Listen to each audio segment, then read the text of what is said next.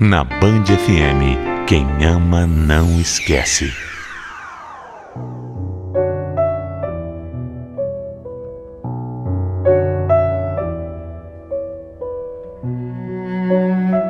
Eu sei que quando a gente se propõe a contar a história no Quem Ama Não Esquece, a gente está sujeito a ouvir todo tipo de crítica. Eu sei que algumas pessoas podem não concordar com o que eu já fiz no meu passado. E, sinceramente, eu mesma hoje me arrependo. Mas eu venho hoje dividir aqui tudo o que eu venho passando para poder desabafar mesmo. Afinal, um amor pode dar certo quando duas pessoas têm objetivos tão diferentes na vida? Eu e o Mário nos conhecemos há quase 10 anos. Quando eu só tinha 25 e estava no auge da minha juventude. Ele chegou para mim de uma forma que eu nem sei explicar. Quando eu dei por mim, eu estava completamente apaixonada por ele. A gente era muito parecido em tudo. Os mesmos gostos, mesmos planos, mesmos sonhos.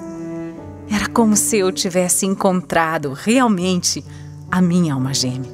E olha que eu nunca tinha acreditado nisso, hein? Desde o começo do nosso namoro, a gente falava sobre um fato meio incomum para a maioria das pessoas. A gente não queria ter filhos. Para muita gente pode parecer um absurdo isso. Mas era uma opção nossa. A gente não queria ser responsável por uma vida. A gente não queria a preocupação, o gasto, o trabalho que dava. A gente sabia que ter filhos tinha um lado maravilhoso, mas a gente estava disposto a viver sem conhecer esse lado. Era isso. Nosso negócio era viver a nossa vida a dois. Aproveitar, curtir, viajar muito e ter, acima de tudo, a nossa liberdade. Só que os planos de Deus são diferentes dos nossos. E num descuido, eu engravidei.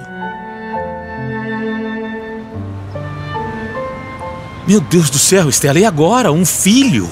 Assim, não era o que a gente estava esperando, não era o que a gente queria. Mário, eu tô desesperada. Desesperada, eu não quero esse filho, eu não quero. Bem agora que eu consegui um emprego novo, a gente nem tem estrutura pra isso, não dá. Não dá, simplesmente não dá. O que você tá querendo dizer? Eu tô dizendo que eu vou interromper essa gravidez, Mário. É melhor pra todo mundo. Uma criança precisa ser desejada pra vir ao mundo, é isso. E eu não vou ser mãe, eu não vou ser uma boa mãe. Nossa, Estela, eu não sei nem o que dizer. Eu só quero que você saiba que eu vou estar do seu lado o tempo inteiro. Seja qual for a sua decisão.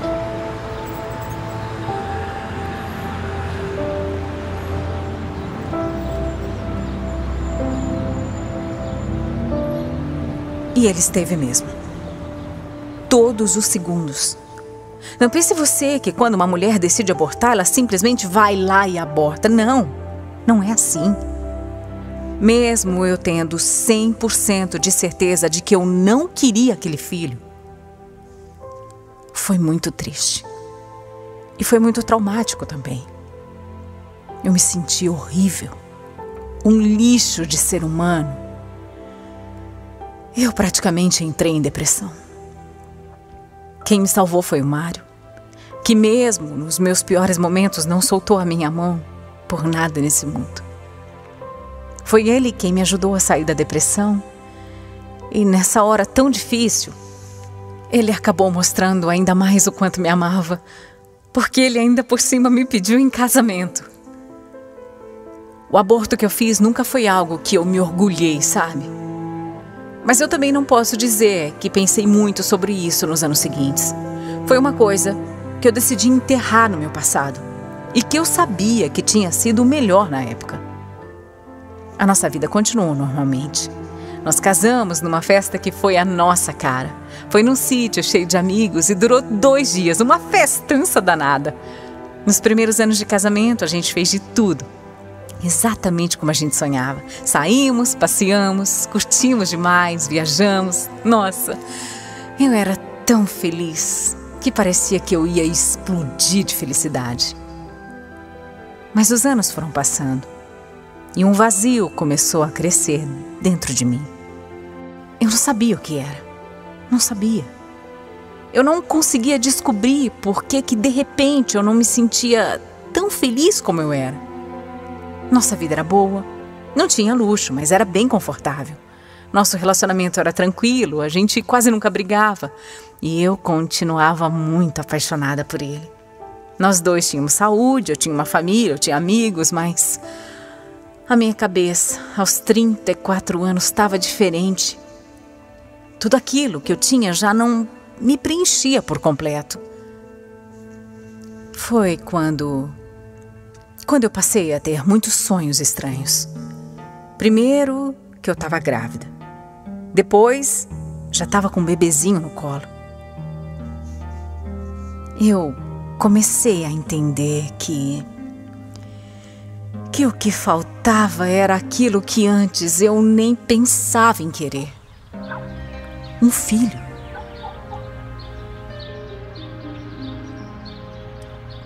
Que história é essa, Stella? O que você está falando? Eu não sei, Mário.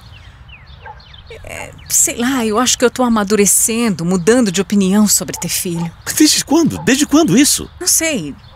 Desde pouco tempo. Com 20 e poucos anos, eu não queria, eu tinha outras prioridades, mas agora, com 30 e poucos, eu vejo as crianças por aí, eu vejo as nossas amigas se tornando mães e tá nascendo essa vontade em mim, é isso. Olha, meu amor, vontade é bom, que dá e passa. Tira isso da sua cabeça.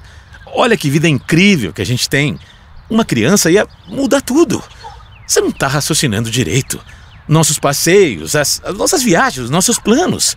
Acordar meio-dia no fim de semana. Olha, o gasto que dá ter um filho. Isso não é brincadeira, não. Eu, sinceramente, eu não acho que é a hora. Eu não quero. Não quero. Você me completa. Pronto. Tá bom assim.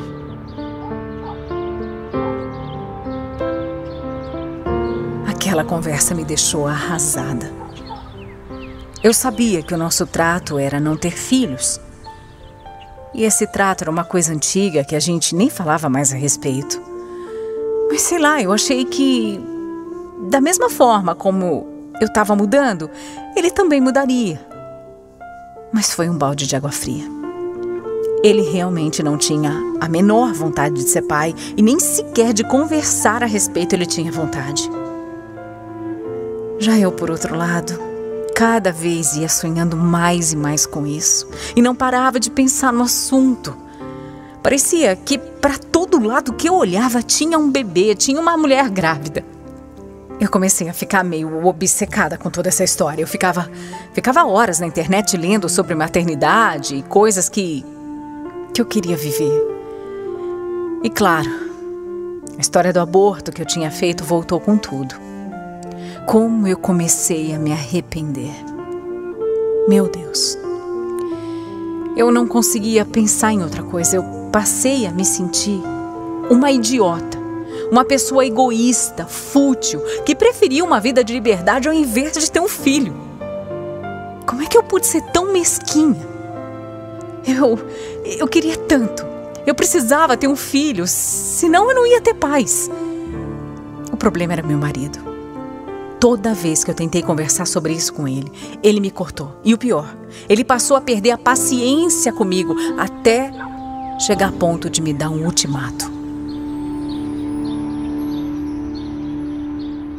Olha aqui, Stella, é o seguinte. Eu não aguento mais você pelos cantos falando a toda hora de ter filho, com essa cara de infeliz. Não dá, sabe? Não foi pra isso que eu me casei. Não ter filho foi uma escolha nossa, uma opção nossa, um trato que a gente fez anos atrás. Mas as pessoas mudam de ideia, Mário. É simples. Hoje, as minhas prioridades são outras. Mas são as suas prioridades, não são as minhas. Olha aqui, olha aqui. Eu te amo, entendeu? Eu sou louco por você. Você é a mulher da minha vida. Eu não me vejo sem você. Tudo no mundo que você me pedir eu faço. Menos isso. Eu não nasci para ser pai. E isso não vai mudar.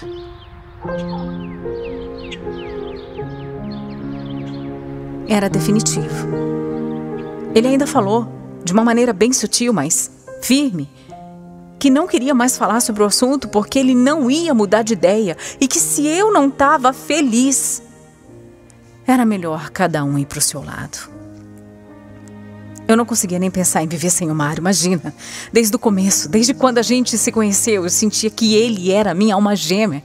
Eu falei isso no começo da história.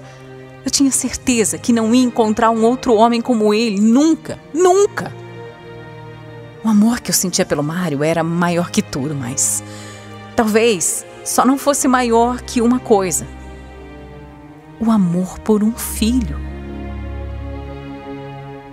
Eu tenho 35 anos e eu vivo hoje nesse dilema.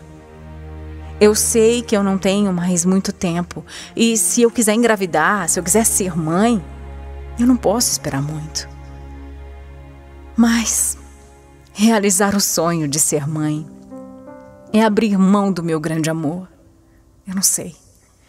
Eu não sei, sinceramente eu não sei o que fazer porque eu tenho muito medo de me arrepender e também ninguém garante que eu vou terminar com o Mário e encontrar uma nova pessoa que esteja disposta a viver esse sonho comigo. Tem tanta coisa envolvida. Agora, o que me magoa mesmo é saber que eu não posso gerar uma vida com o grande amor da minha vida.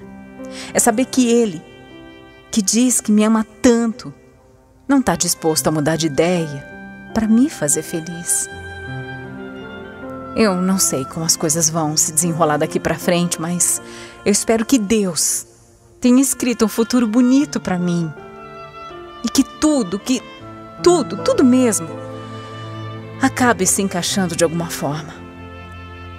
Eu só quero ser feliz.